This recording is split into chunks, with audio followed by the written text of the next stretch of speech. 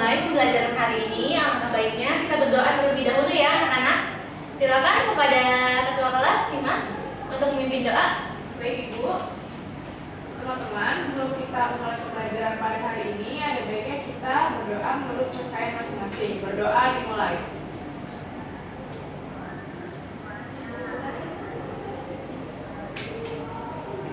Berdoa selesai.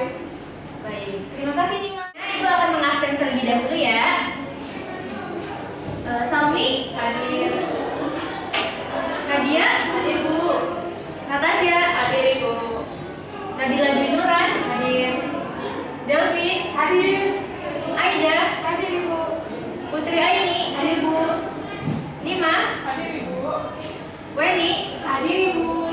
Ali Fitria. Hadir Ibu. Alhamdulillah ternyata semuanya hadir. Anak-anak semua, kalian tahu tidak sih kenapa kita bisa bergerak sangat bebas? Ada yang bisa jawab? Oke, Natasha silakan. Baik, Ibu izin menjawab. Jadi anggota tubuh kita itu bisa bergerak karena adanya sistem saraf yang menerjemahkan dan meneruskan rasa. Benar, apa yang dikatakan Natasha tadi benar. Sistem tubuh kita bisa bergerak bebas karena adanya sistem koordinasi, di mana tubuh kita bisa dengan mudah merespon sesuatu lalu memberikan rangsangannya seperti itu. Nah, untuk organ yang berperan dalam sistem koordinasi ini yang utama adalah syaraf. Nah, untuk mekanismenya kita akan pelajari lebih lanjut ya. Nah, sebelum itu kalian harus tahu nih manfaat dalam mempelajari sistem koordinasi ini. Yang pertama, kalian bisa mengetahui bagaimana mekanisme sistem koordinasi ini bekerja. Lalu yang kedua, kalian bisa mencoba mengendalikan, menstimulus anggota tubuh kalian agar bisa selaras satu sama lain, dan juga akan menghasilkan gerakan yang optimal. Jadi misalkan setelah kalian pelajari sistem dan koordinasi ini, kalian bisa dengan mudah untuk mengatur tubuh kalian, kayak duduk atau berdiri. Lalu yang ketiga, kalian juga akan mengetahui respon tubuh kalian apabila tubuh kalian sakit. Jadi saat tubuh kalian sakit, kalian bisa langsung mengobatinya. Dalam mempelajari sistem koordinasi ini, ada tujuan pembelajaran yang harus kalian capai. Yang pertama, melalui pembelajaran PPT dan video, kalian harus mampu menganalisis sistem saraf manusia dengan tepat. Lalu yang kedua, melalui diskusi kelompok, kalian harus mampu menjabarkan macam-macam sistem syaraf dengan tepat. Lalu yang ketiga, dengan kajian yang teratur, kalian harus mampu mengemukakan struktur dan fungsi dari sistem saraf dengan baik. Dan yang keempat, melalui praktikum atau diskusi, kalian juga bisa menerapkan konsep keseimbangan tubuh dari pemahaman sistem koordinasi manusia dengan baik, yang juga akan disambungkan dengan gangguan-gangguan pada sistem. Nah, anak-anak, dari yang ditampilkan ada dua gambar. Nah, dari dua gambar ini akan menimbulkan pertanyaan sebagai berikut. Yang pertama, menurut kalian apa yang terjadi pada dua gambar di sini? Ada yang bisa jawab? Saya bisa menjawab Ibu. Ya, silakan Alif. Orang tersebut sedang sakit ya Bu? Ya, benar apa yang Alif katakan. Dari gambar ini orang tersebut sedang sakit. Lalu, menurut kalian dampak apa yang dirasakan oleh tubuh jika tubuh kita sedang sakit? Ada yang bisa jawab? Saya Bu. Silakan Aida. Dari gambar tersebut orang lagi sakit kepala, terus dampaknya ya begini di kepala. Benar, jawaban Aida sudah benar bahwa sistem organ kita itu saling terhubung satu sama lain, di mana apabila salah satu organ merasakan rasa sakit, maka organ lain yang tidak terluka atau sakit pun akan merasakannya. Contohnya seperti yang ada di gambar. Nah, yang ada di gambar ini pusat syarafnya sakit, jadi otomatis tubuh yang lain, anggota yang lain akan ikut merasakannya, seperti kehilangan keseimbangan karena susah berdiri, atau penglihatan yang buram karena kabur. Lalu apabila sakit itu semakin parah, maka akan bisa menyebabkan sesak nafas, mual, muntah, dan lain sebagainya. membuktikan bahwa setiap anggota tubuh itu benar-benar terhubung satu sama lain oleh saraf. Nah, untuk selanjutnya, menurut kalian bagaimana solusi dari permasalahan ini? Silakan jawab. Izin menjawab Ibu, solusinya kita harus beristirahat dan berobat dulu. Benar apa yang suami katakan. Saat tubuh sakit atau saat tubuh merasakan sesuatu, maka ada yang salah dari anggota tubuh kita, atau tubuh kita sedang tidak baik-baik saja. Oleh karena itu, kita bisa mengobatinya dengan cara istirahat ataupun berobat. Nah, untuk mekanisme lebih lanjutnya, bagaimana sih sistem syaraf itu menghantarkan impuls sehingga kita bisa memberikan rangsangan atau memberikan gerakan, gitu. Akan dibahas pada slide selanjutnya. Nah, dalam pelajari sistem koordinasi ini, kita akan pelajari dua konten. Yang pertama, sistem syarafnya. Lalu yang kedua adalah sistem indera. Nah, sistem syaraf mempelajari mekanisme syaraf dan organ yang berpengaruh. Untuk sistem indera, kita mempelajari mengenai alat indera yang terhubung dengan sistem syaraf. Nah, fungsi dari kita mempelajari sistem syaraf yang pertama, penghubung antar tubuh dengan dunia luar melalui indera. Lalu yang kedua, pengatur respons terhadap rangsangan. Yang ketiga, mengatur dan mengendalikan kerja organ tubuh sehingga dapat bekerja sesuai fungsinya. Sistem syaraf sendiri memerlukan 3 komponen, yaitu reseptor, sistem syaraf, dan efektor. Nah, caranya gimana? Jadi, apabila terdapat impuls, maka akan ditangkap oleh reseptor. Dari reseptor itu akan dikirimkan sinyalnya melalui neuron sensorik. Nah, sinyal tersebut akan diolah di pusat syaraf atau bisa kita bilang otak. Dari otak tersebut, dari otak tersebut rangsangan atau gerakan yang akan kita lakukan dikirim oleh neuron motorik dan menghasilkan gerakan yang diinginkan atau yang diperintahkan. Nah, inilah organ penyusun sistem saraf. Ada badan sel. Yang paling penting yang harus kita tahu, ada badan sel, dendrit, dan akson. Ada beberapa macam neuron atau sel saraf. Nah, berdasarkan jumlah uluran ada 3. Yang pertama, neuron unipolar. Neuron unipolar itu namanya uni, berarti 1. Hanya ada 1 juluran dari badan sel. Nah, sedangkan neuron bipolar ada 2 juluran dari badan sel. Dan yang terakhir, neuron multipolar berarti ada banyak sekali juluran dari badan sel. Lalu yang selanjutnya, berdasarkan fungsi, neuron dibagi menjadi 3. Ada neuron sensorik, yaitu bisa dikatakan neuron indera. Lalu ada neuron konektor yang menghubungkan neuron satu dengan neuron lainnya, dan yang terakhir adalah neuron motorik. Nah, sistem syaraf sendiri dibagi menjadi 2. Ada sistem syaraf pusat dan sistem syaraf tepi. Nah, sistem syaraf pusat sendiri ada otak dan sumsum tulang belakang. Lalu sistem syaraf tepi adalah ada 2, sistem syaraf sadar dan sistem syaraf tak sadar. Nah, sistem syaraf tak sadar sendiri dibagi menjadi 2, ada sistem simpatik dan sistem parasimpatik. Sistem syaraf pusat yang pertama adalah otak. Otak sendiri merupakan pusat koordinasi utama yang terletak di rongga kepala dan dilindungi oleh tempurung kepala.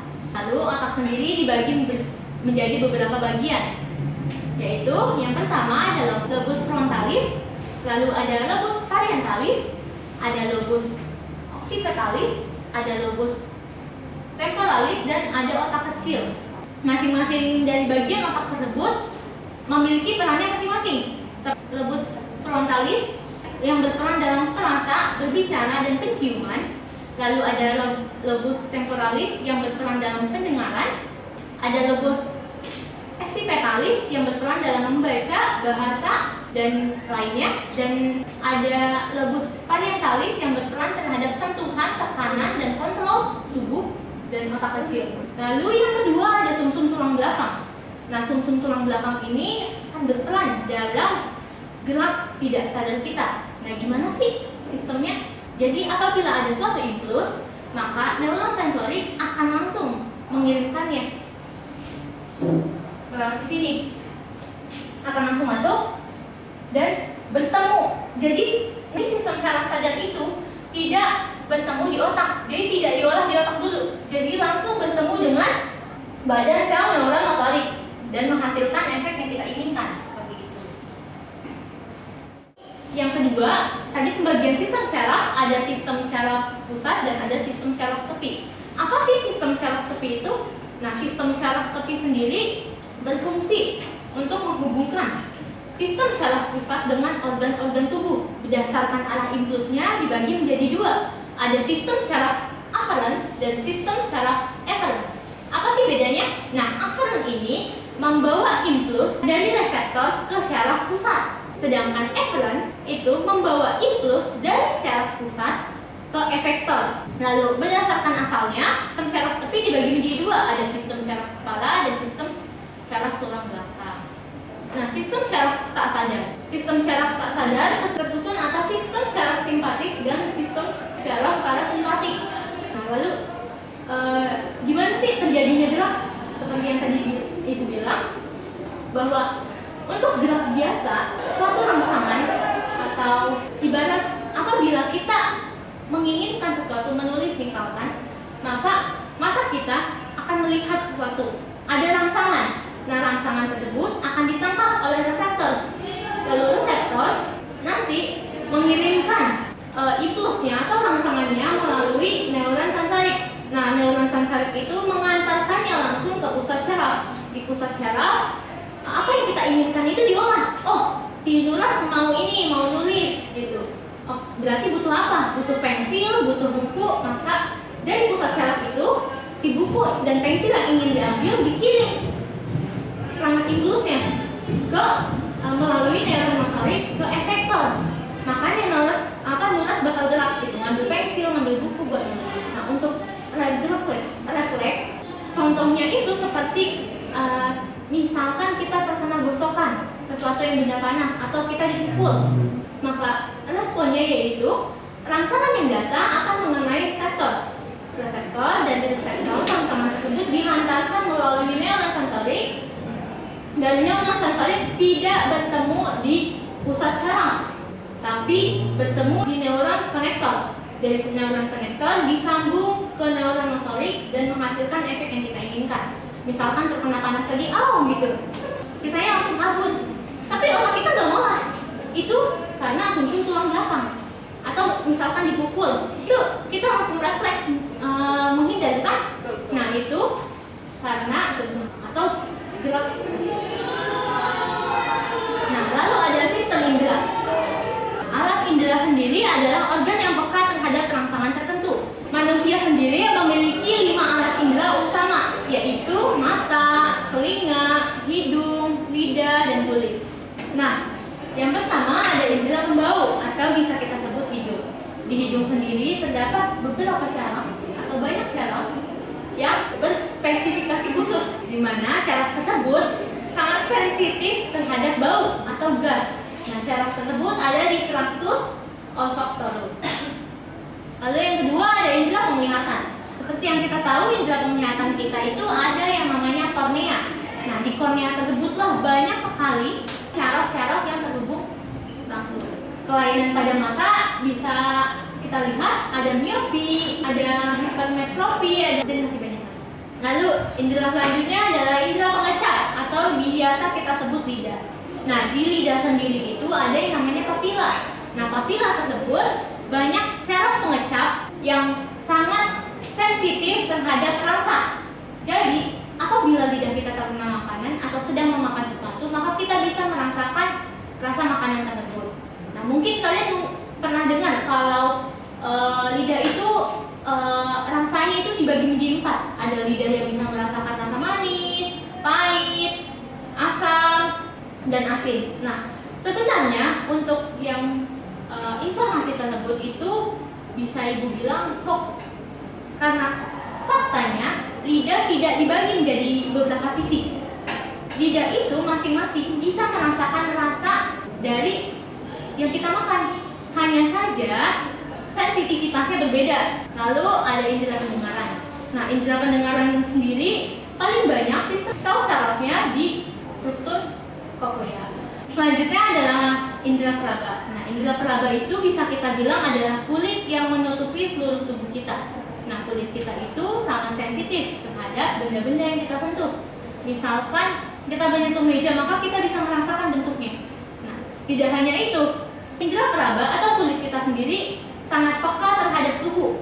Makanya itu di sini dapat kalian lihat bahwa ada sel yang peka terhadap panas, ada sel yang peka terhadap sentuhan lembut, ada sel syaraf yang peka terhadap sakit atau nyeri, ada sel yang peka terhadap dingin, dan ada sel-sel lainnya. Dari yang sudah Ibu jelaskan, apa ada yang ingin ditanyakan? Saya Bu, Silakan Nadia. saya ingin bertanya, kenapa seorang bisa mengingus?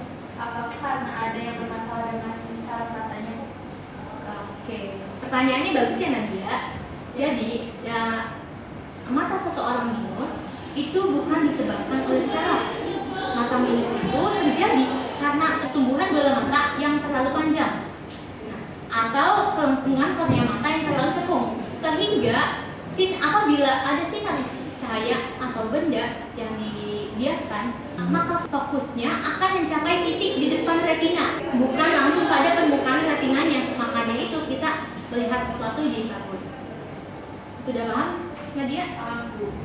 Ada yang ingin ditanyakan lagi? Saya Bu, Silakan Putri Aini. kalau misalnya orang minum alkohol tuh bisa mabuk ya, itu sebenarnya kenapa ya Bu di sistem koordinasinya Bu? Pertanyaannya bagus ya Putri Aini.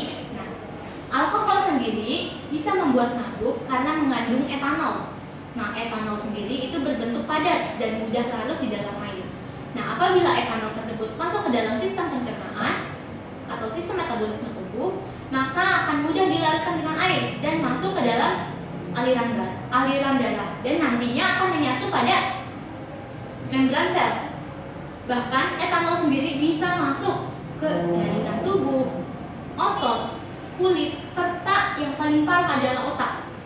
Jadi saat misalkan etanol tersebut sudah masuk ke dalam otak, etanol tersebut akan bekerja di salah satu bagian dari otak tersebut, yaitu nucleus accumbens. Area nukleus itu tuh ada di tengah-tengah otak yang berkaitan dengan memori. Sehingga apabila kita mengonsumsi alkohol, maka otak tersebut akan melepaskan dopamin dan menyebabkan orang merasa lebih tenang dan rileks. Tapi rasa tenang dan rileks yang dirasakan orang-orang yang minum alkohol itu sebenarnya membuat otak tertekan.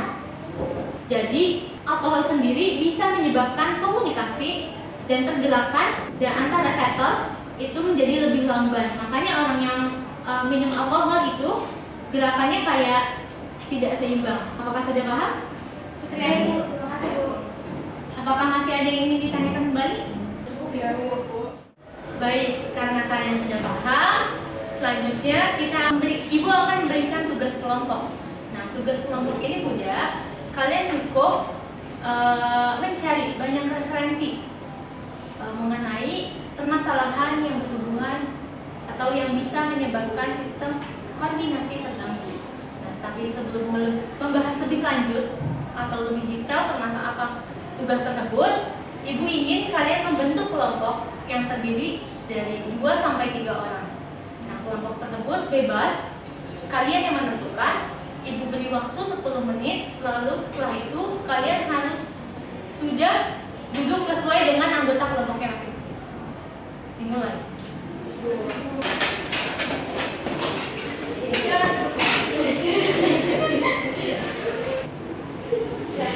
Karena kalian sudah membentuk kelompok, Ibu akan bicarakan tugasnya secara detail ya. Mohon diperhatikan. Tugas kalian itu sangat mudah. Kalian cukup mengumpulkan referensi dari berbagai sumber, bisa dari internet, modul yang sudah Ibu berikan, paket, majalah, berita, dan lain-lain. Bebas, Ibu membebaskan kalian mencari sumbernya. Hal yang perlu kalian lakukan adalah menghubungkan kasus yang Ibu berikan dengan sistem koordinasi. Lalu kalian juga harus mencari dampaknya atau akibat apabila kita mengonsumsi atau menggunakan alat tersebut. Tidak hanya itu, kalian juga harus mencari solusi dari kasus tersebut dan juga pencegahannya. Nah, untuk kelompok pertama, Ibu memberikan kasus mengenai penggunaan narkoba. Lalu untuk kelompok kedua, Ibu memberikan kasus mengenai konsumsi alkohol. Kelompok ketiga, Ibu memberikan kasus mengenai mengkonsumsi obat tidur. Yang keempat, Ibu memberikan kasus mengenai penggunaan obat bius. Dari sini ada yang ingin ditanyakan? Saya izin bertanya. Silakan Penny. Saya izin bertanya, kenapa untuk yang kelompok 4 itu mengenai obat bius ya Bu? Nah, alasannya cukup mudah, Penny. Jadi, mungkin kalian tahunya obat bius itu untuk operasi yang disuntik. Nyatanya obat bius itu tidak hanya yang disuntik, tetapi ada juga yang berbentuk cairan yang apabila dihirup akan menyebabkan sistem koordinasi kita terhambat atau ibaratnya membuat kita pingsan gitu. Nah, oleh karena itu, Ibu berharap kelompok 4 menangani kasus ini atau menganalisis kasus ini sehingga bisa memberitahu teman-temannya bagaimana sih supaya kita terhindar dari penggunaan obat bius atau menggunakan obat bius dan bahayanya mengenai obat bius tersebut bila terjadi kita. Bagaimana ini sudah paham? Paham Ibu, terima kasih. Baik, terakhir Ibu akan menayangkan video yang mungkin bisa menjadi referensi bagi kalian dalam mengerjakan tugas kelompok ini. Mohon disimak ya, anak-anak. Yang akan mewujudkan adalah dari organ ataupun otak. Setelah itu, kita juga punya dendrit adalah sebuah lembaga jawab dalam impulus dari sel lainnya, baik pada otak ataupun dari otak. Impulus listrik ini akan berasal dari dendrit melalui bagian sel, yaitu struktur lain di sel syaraf yang berisi nukleus, suatu organ dalam berisi materi genetik, dan menentukan tumbuhan dan perkembangan dari sel syaraf. Selain itu, ada banyak sel syaraf yang memiliki struktur berlangsung milik yang membantu dalam menciptakan konduksi impuls listrik yang melalui sel syaraf. Namun, konduksi listrik tidak kita bisa mencapai 120 megahertz di sel syaraf yang mempunyai suatu milik. Oke, kita sudah mendapatkan gambaran dari struktur sel syaraf. Tapi, bagaimana dengan kasus listrik? Bagaimana caranya apakah kami untuk kita saja? Untuk kita, kita melakukan suatu mekanisme progres. Kita membentuk suatu mekanisme progres dan meneruskan listrik yang syaraf dalam dialog untuk menyerang cukup. Di dalam syaraf ada beberapa angka.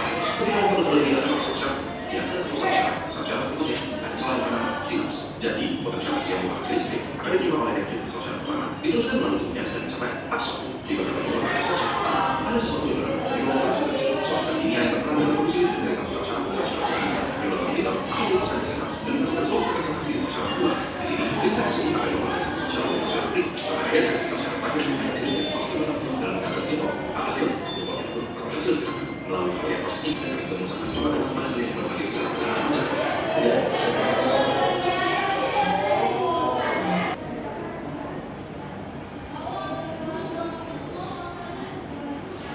Baik, dari video tersebut apakah ada yang ingin kalian tanyakan? Baik, karena tidak ada yang ingin kalian tanyakan, kita akan menutup pembelajaran pada hari ini. Tetapi sebelum Ibu benar-benar tutup pembelajaran pada hari ini, Ibu ingin kalian menjawab pertanyaan yang Ibu berikan di kertas lembar. Nanti kertas lembar tersebut kumpulkan kepada Ibu.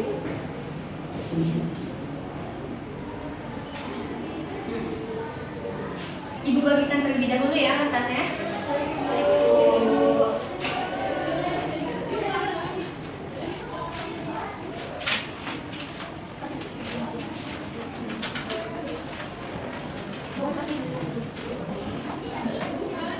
Ibu berikan waktu 10 menit untuk mengerjakan soal-soal yang akan ditampilkan di PPT.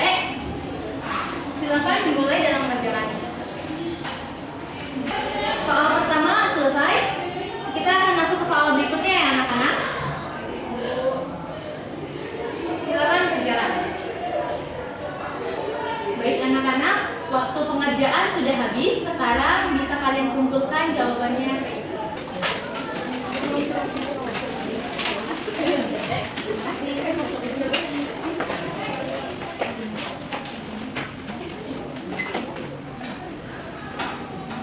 Alhamdulillah selesai sudah pembelajaran pada hari ini. Semoga apa yang Ibu sampaikan bermanfaat bagi kalian semua. Ibu mohon maaf apabila ada salah-salah kata atau menyinggung kalian. Sampai di sini. Wassalamualaikum warahmatullahi wabarakatuh.